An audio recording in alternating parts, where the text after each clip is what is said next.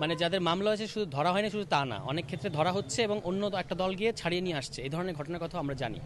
এবং আপনি খেয়াল করবেন যে তারা যখন মাঠটা যখন তাদের মধ্যে ছিল, যে দলটা ক্ষমতায় থাকে তারা অন্য দলকে দাঁড়াতে দেয় না। কিন্তু এখন একটা পরিবর্তিত পরিস্থিতি, যখন ছাত্র জনতা বলছে যে দেশে তারা একটা পরিবর্তন চায়, তখন এই দুটো দলই কিন্তু পুরনো বন্দোবস্তের অংশ, পুরনো সিস্টেমটা তারা মিলেমিশেই টিকিয়ে রাখবে। এ কারণে আপনি এখন দেখবেন যে আওয়ামী লীগের ব্যবসার দায়িত্ব নিচ্ছে বিএনপির লোক, কিংবা অনেক জায়গায় আওয়ামী লীগ যারা পলাতক আছে তারা শেল্টার পাচ্ছে বিএনপির কাছ থেকে। এই ধরনের ঘটনা পলাশেও প্রচুর আমরা শুনেছি, এই সদরেও নিশ্চয়ই আছে। পুরো নরসিংদী জেলাতে এই ঘটনাগুলো আছে। একজন বিএনপির নেতা তো শিবপুরে বলেই ফেলেছেন যে আমি আওয়ামী লীগারদের নিয়ে সুখে শান্তিতে থাকতে চাই, উনি আল্লাহর কাছে দোয়া প্রার্থনা করেছেন। এরকম তা এই জিনিসগুলো আছেন বিএনপির মধ্যে, শুধু নরসিংদীতে না, সারা দেশেই আমরা শুনতে পাই বা খবর আমাদের কাছে আছে যে তারা আসলে আওয়ামী লীগারদেরকে শেল্টার দিচ্ছে। কোনো কোনো ক্ষেত্রে এখানে আর্থিক লেনদেনের প্রশ্নও আছে।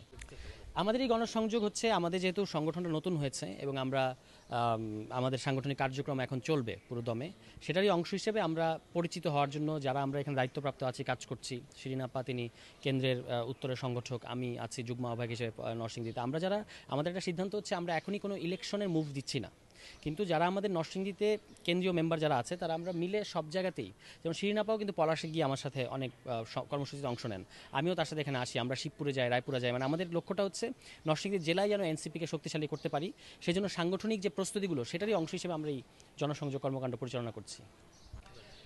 আমরা চাই নরসিংদী চাঁদাবাজ, মাদক, দখলদারিতে যে একটা ভয়ঙ্কর জায়গায় পরিণত হয়েছে, এখান থেকে নরসিংদী থেকে বের হয়ে আসতে হবে। এবং এটা হচ্ছে সম্পূর্ণ রাজনৈতিক পৃষ্ঠপোষকতায়।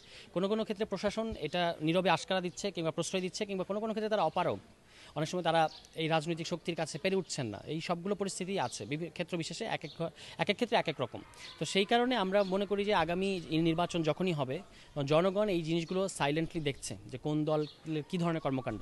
আমাদের কাজ হচ্ছে এই বার্তাটা জনগণের কাছে নিয়ে যাওয়া। সেটাই আমরা বলছি যে আমরা যে সবুজ নরসিংদী করতে চাই, এবং চাঁদাবাজ, সন্ত্রাস, মাদক মুক্ত একটা নরসিংদীতে খুনোখুনির অভয়ারণ্যে পরিণত হয়েছে, এটা আপনারাই নিউজ করেছেন, আমরা দেখেছি।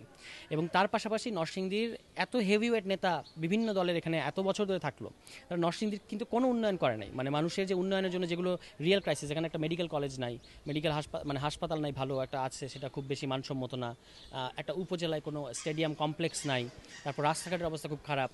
ফলে রাজনৈতিক দলগুলো এখানে যেটা করেছে, নরসিংদী মানুষের কাছ থেকে চুষে তারা আসলে মানে নিজেরা ফুলে ফেপে উঠেছেন, মানুষের জন্য আসলে খুব বেশি কিছু করেছেন এরকম আমাদের অন্তত দেখে মনে হয় না।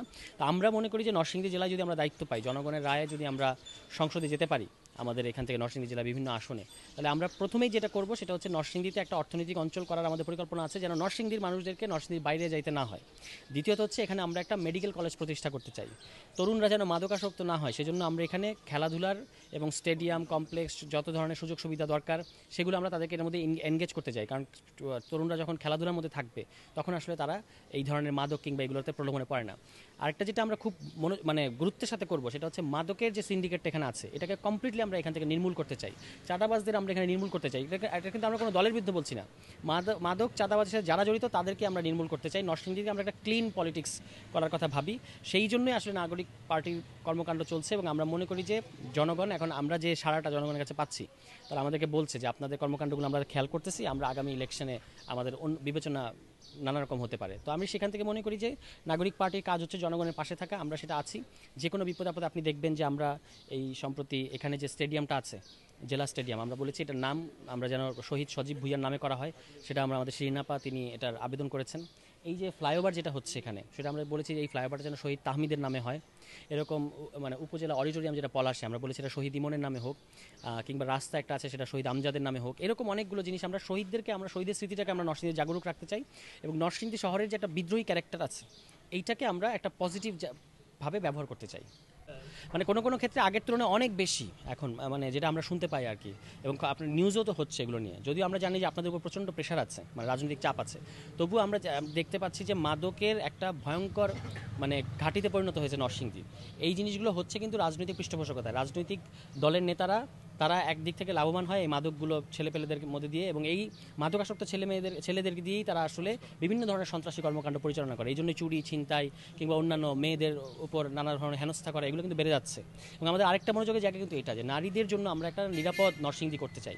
আমরা বিভিন্ন জায়গায় তারা উত্তক্ত, মানে একেবারে ছোট পর্যায়ে উত্তক্ত থেকে শুরু করে বড় পর্যায়ে ধর্ষণের মতো ঘটনা এখানে ঘটে চলেছে। তো সেই ক্ষেত্রে আমরা মনে করি যে নির্বিঘ্নে নিরাপদে নারীরা নরসিংদীতে চলাফেরা করতে পারবে, সেরকম একটা পরিবেশ আমরা নিশ্চিত করতে চাই। এবং যুবকদেরকে মাদকের সরকারের এই করাল থাবা থেকে তারা কেন নেতাদের দ্বারা ব্যবহৃত হবে। তো আমরা সেই ব্যবস্থাগুলো আশা করি ধাপে ধাপে, আমাদের অনেকগুলো পরিকল্পনা আছে এবং আগামী ইলেকশনের আগে আমরা নরসিংদীর একটা ইশতেহার করব যে পুরো নরসিংদী জেলা আমরা যদি দায়িত্ব পাই তাহলে কীভাবে আমরা ঢেলে সাজাবো সেটার একটা ইশতেহার আমরা জনসম্মুখে প্রকাশ করব।